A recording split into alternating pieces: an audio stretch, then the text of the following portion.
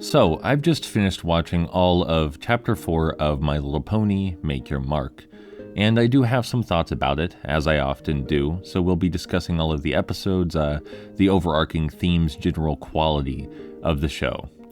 We'll start with Top Remodel, which is the first proper episode, and it's honestly kind of a strong start. This one has actual themes to it, and it has this underlying respect for the past, I suppose you could say. There are a lot of forgotten themes, forgotten plot elements, and forgotten characters and character traits that Top Remodel brings to the surface. Like, you remember the Canterlogic Factory? Top Remodel remembers, so here it is again. You remember Sprout? Here's Sprout again. You remember how Pip likes spooky stuff? Very few people do, but Top Remodel remembers. And it makes you feel like you're in good hooves, I guess, to see that somebody remembered these things and cares so deeply about them. The overarching narrative is that they want to turn the Canterlogic Factory into a force for good for the community, but the community has vastly different ideas about what to do with it, and Sunny wants everyone's voice to matter. But that's not practical. When you look at things from a meta context, like when you look at the big picture, a citywide scale, you can't make sure that everyone's voice individually matters, but what you can do is give everyone the best chance for their voice to matter. You have to make difficult decisions, and the episode's more or less about that. It's a bit sullied though, because at the end she does make a difficult decision and we don't get to see any backlash like in the real world or in any situation like this, frankly. When you make a difficult decision that affects other people, some people get mad at you for it and you have to learn to cope with that. And there was more than enough time in the episode for that, they just used it on other things. Speaking of other things, it does have a B-plot, and the B-plot is that there are these animals holed up in the Canterlogic Factory which don't want to leave because they're bored, so they're just rummaging around the factory playing with stuff. And then the episode pontificates about the nature and importance of entertainment. By entertaining the animals, we then give them the spirit to go back to, go back to working in Zephyr High. They just go back to Zephyr Heights because now they're entertained, so they're not bored anymore. I think it's meant to draw parallels to the purpose entertainment serves in real life, but I was never a fan of the concept of entertainment, even if I do understand the intention here. So I feel like that part of the episode would have been much better served by doing some more character development for Sprout, maybe contrasting him with Sunny's leadership style. That would have been a cool route to take things. Top Remodel also dumps a bunch of completely unnecessary lore junk and wants you to pretend that Zip is using logic to connect clues about who Opaline is when she isn't really, and you can tell she isn't using real logic because they refuse to ever show it. But that's about all for Top Remodel. The next episode up, the Jinxie Games, again has a unifying theme to it. The theme being, don't lose sight of the things which truly matter. Queen Haven misses Zip and Pip's brunch call, and Hitch gets distracted from Sparky by an event hosted in Bridalwood, and the overarching theme is that they should have instead focused on the things which matter and learned to communicate adequately about their needs. And in general, the character motivations are believable and complex here for the first time in a while. Every pony having needs is sort of central to the conflict here. It's not like any one character is painted as the bad guy. It's completely understandable and natural that Queen Haven would want to date Alphabetal, and that Pip and Zip would want to spend time with their mother, and that Hitch would want to participate in this big relay race. Everyone has a good reason to be where they are, doing what they're doing. It's not a bad episode. It's perfectly serviceable. And next up we have Sunny Side Up, which is potentially the most complicated episode of Make Your Mark Chapter 4. It's got some pretty heavy metacontextual commentary about the declining quality of G5 and how it and you should focus on heart above all else, even if acting like a buffoon gets you more attention. You gotta ask what you truly want, who you are, and chase it. This also rings true with Misty for obvious reasons. We see her going through her own character development where she realizes she'd never once really thought about what she wanted and she was only acting for the sake of Opaline. The setting for this one is Canterlove Studios, which is what they turned the old Canterlogic Factory into, and Sunny Side Up is a show that Sunny is hosting with Hitch, where they cook on television, or I suppose just a live stream broadcast, to inspire other ponies to also use the studio, and as a result also encourage diversity in artistic expression, bring new culture, new art to the world. So I think that's quite nice. It is super ham-fisted. It interrupts the pacing and characterization. It's moralizing things a bit excessively, but, you know, I liked it. That's an admission of my biases. It's also pleasant to just see Sunny and Hitch acting like friends again.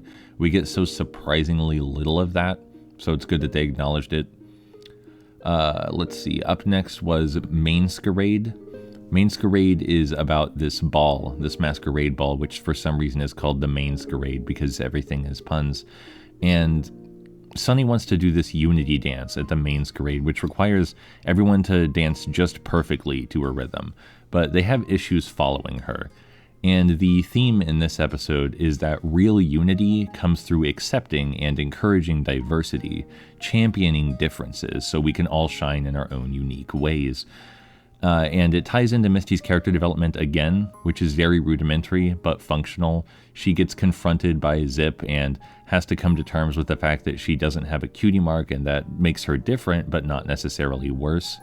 The theme of this episode is ultimately damaged because the dance just goes flawlessly, like absolutely nothing goes wrong with the dance when they do perform it, which is counter to the whole idea. This is ultimately a theme and moral which was done better in Clip Trot from Tell Your Tale. It's not a bad episode, but it feels like the writers were too afraid to have the protagonist suffer any losses. It's okay to lose and for things not to go perfect sometimes, and I feel like Make Your Mark Chapter 4 kind of lost sight of that. The next episode after that was A Little Horse, and do you remember the Tell Your Tale episode A Day in the Life, where Pip gets sick and we learn valuable things about burnout and the importance of rest, how you have to break from the grind of content creation and manage your self-expectations so you don't harm yourself with your passions. A Little Horse is kind of like that, but a lot worse. There's a ton more padding, the characters are less thoughtful about Pip's needs, and it's really just, you know, filler slice of life stuff.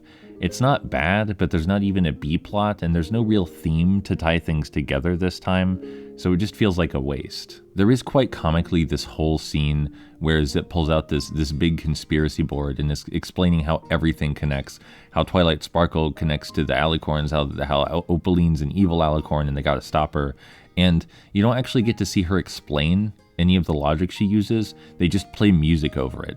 And again, the reason for this is because there is no logic there. They just want you to pretend there is. No reasonable person could tie this mess of a story together. And lastly, we have Missing the Mark. It's the finale, and it sure is a TV show finale thing. Misty finally kidnaps Sparky, gets caught in the act, and it all plays out like almost exactly as everyone thought it would. Every redemption trope is on full display, except bafflingly, it then returns to the status quo after. By the end of this episode, Opaline is still chasing after more Dragonfire, still believes Misty works for her. Nothing meaningful changed besides Misty can now use magic. Any of the themes relating to self-discovery and self-expression still ring hollow because Misty just doesn't have a personality. She doesn't believe in anything. She doesn't think or feel anything for herself. She just now knows that she's allowed to do that. Misty also went through no personal sacrifice in the process. Usually when you become a hero, it requires some personal sacrifice. That is the core element of heroism, but it's completely missing here. And the show's glacial pacing and difficulty showing any real change really drag here. We're drip-fed every piece of information, scenes last so much longer than they should. It's just not a great time, but it is a completely rudimentary fantasy TV show finale, so there is that. Overall, I guess, about Make Your Mark Chapter 4, it was sometimes genuinely good, sometimes really bad, and as a whole, it was just mediocre. But at least I can tell people tried while watching this. I wasn't ripping my hair out begging for something meaningful, and I guess at this point, that's all I can really hope for. Just a quick addendum, I did very incorrectly say that Misty was caught in the act of stealing Sparky. That's not at all what happened. Misty successfully stole Sparky, delivered him to Opaline, and then later chose to do the right thing. I pretty regularly complain about how little agency the show gives Misty, so I do want to point out I was in fact wrong there. Misty did the right thing of her own accord. I still believe that all my other criticisms are valid. And while we're here, in the post-video bit of the video, it's time to thank my lovely Patreon subscribers, without whom I couldn't really afford to make videos at this rate and quality. So thank you all so much for your time, support, and generosity.